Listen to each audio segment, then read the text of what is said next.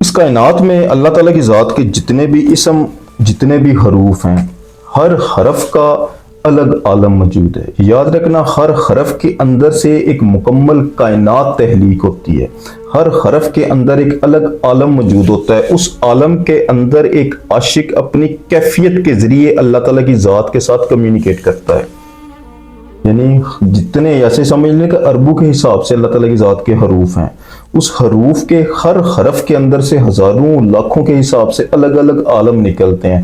ہر عالم کے اندر ایک انسان اپنی کیفیت کے مطابق اللہ تعالیٰ کی ذات کو یاد کرتا ہے۔ اس عالم میں، اس کیفیت میں اللہ تعالیٰ کی ذات اس کو اس رنگ میں آ کر ملتی ہے۔ یعنی اگر کوئی بندہ آپ سے آ کے بولے نا کہ میں اللہ تعالیٰ کی ذات کو مکمل جان گیا، تو اس سے بڑا نادان کوئی نہیں ہے، کیونکہ اللہ تعالیٰ کی ذات لامحدود ہے، اس کی کوئی حد نہیں ہے، وہ عقل میں آ ہی نہیں سکتا، وہ اتنی چھوٹی سی چیز میں سما ہی نہیں سکتا، عقل میں وہ نہیں سما سکتا، اس کو مکمل طور پر کوئی سمجھ نہیں سکتا، کیونکہ اس کی حد کوئی نہیں۔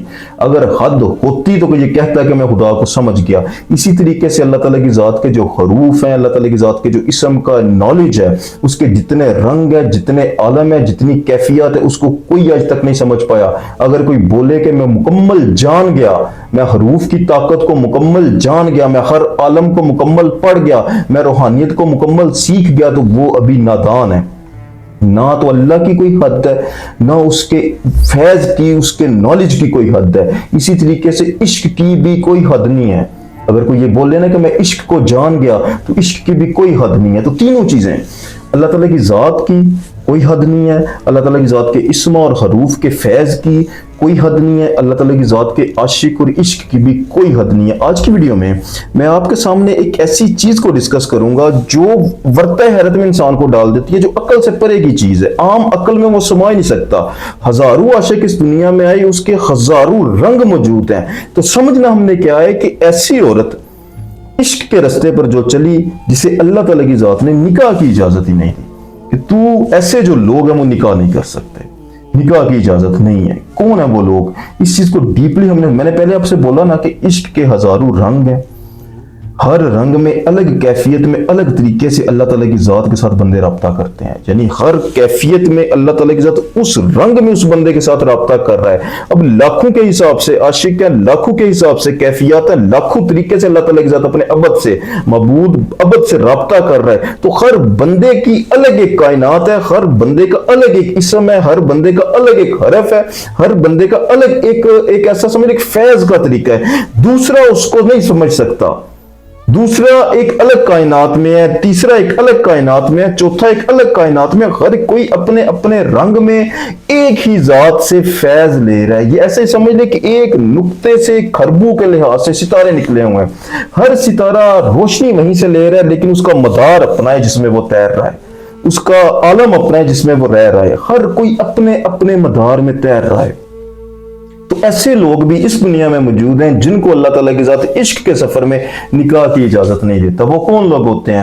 بڑا ایزی کر کے اس کو میں آپ کو بتاتا ہوں، تھوڑا کمپلیکیٹڈ نہیں اس کو کرتے، تھوڑا مزید اس کو میں ایزی کرتا ہوں۔ دیکھو، تصوف کے اندر 3 کیٹیگریز ہوتی ہیں۔ نمبر 1 کیٹیگری ہے اس کی سالک۔ سالک کس کو بولتے ہیں؟ سالک وہ بندے ہوتے ہیں جو نماز، روزہ، شریعت، ہر چیز کو ساتھ لے کر چلتے ہیں، پابندی کرتے ہیں، وہ نماز کی باوضو رہتے ہیں، روزے رکھتے ہیں، ٹھیک ہے، سارے کام وہ کرتے ہیں۔ دوسری اس کی کیٹیگری ہے مجذوب۔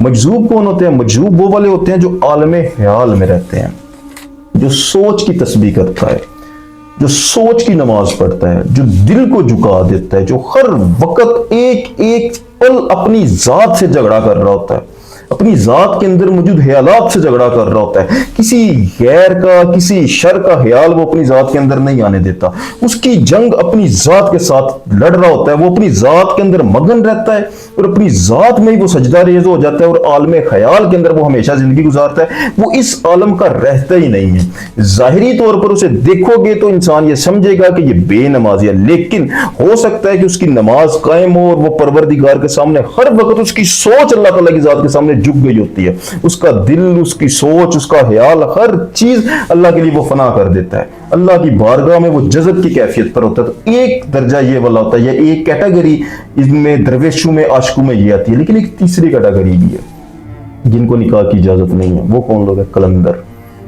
بھائی رابعہ بصری تھی نا، मैं राबिया बसरी रहमतुल्लाह अलैह से ना किसी ने पूछा जाके कि मैं राबिया बसरी आप मेरे साथ निकाह कर लें, तो मैं राबिया बसरी कहते हैं कि मुझे यहाँ पर राबिया नहीं नजर आती।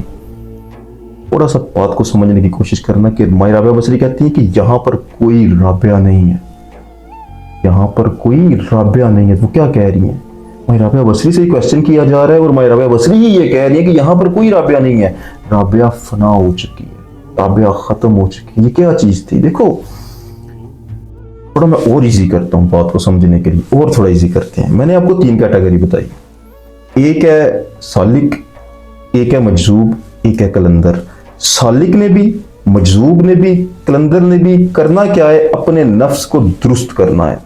जो कुरान का हुक्म है ना कि अपने नफ्स को जो दुरुस्त कर गया वो मुराद पा गया। सूरह शम्स में अल्लाह फरमाता है करना तीनों ने अपने नफ्स को दुरुस्त है। सालिक किस तरीके से करता है?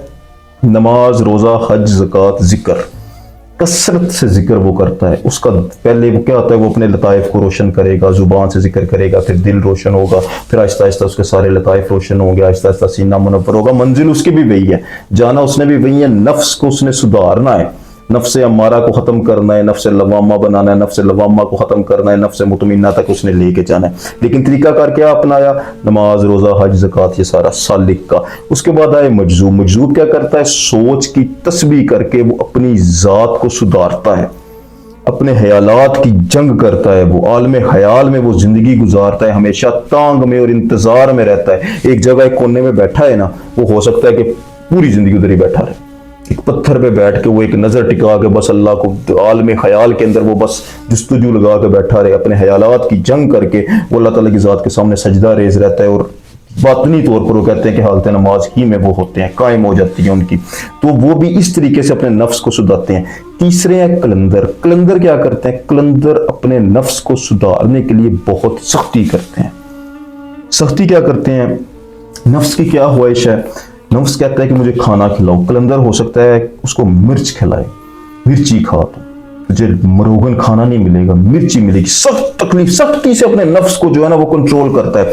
नफ्स की क्या ख्वाहिश? अच्छा लिबास। हो सकता है उसे वो बेलिबास कर दे ताकि लोगों की गालियां, नश्तर, ताने सुनने पड़े। नफ्स को तकलीफ होगी ना, नफ्स का दिल करता है कि मुझे अच्छा लिबास मिले, अच्छा खाना मिले, तो खाने की जगह उसे मिर्ची खिलाएगा, सख्त किस्म की मिर्ची खिलाएगा।